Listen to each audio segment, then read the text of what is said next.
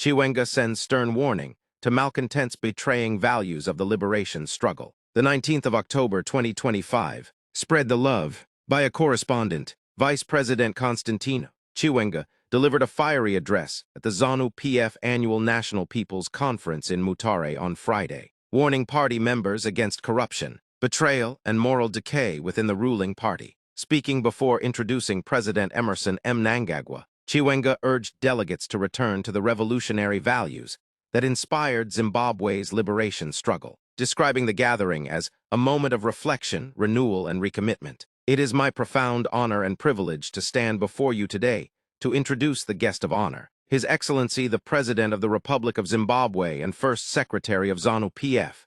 He began. This is not merely another conference. It is a moment of reflection, renewal, and recommitment to the timeless values that have carried our revolutionary party from the liberation struggle to the future we envision. Liberation spirit remembered, Chiwenga said, holding the conference in Manicaland province was symbolic, as the region served as a key passage for freedom fighters during the Liberation War. It was a crucial gateway through which thousands of brave sons and daughters crossed into Mozambique to wage the struggle for our independence, he said, paying tribute to those who fell in battles at Chimyo, Nyadzanya, and Tembwe. Through these mountains behind us, they slipped across the border young, determined, and full of conviction. Many died not in battle but in hope, believing their sacrifices would purchase a just, dignified, and prosperous Zimbabwe for all, Chiwenga said. He described the liberation camps in Mozambique and Zambia as altars of sacrifice, places where pain, courage, and faith fused into the spirit of liberation. The cries of those who fell still echo across these hills.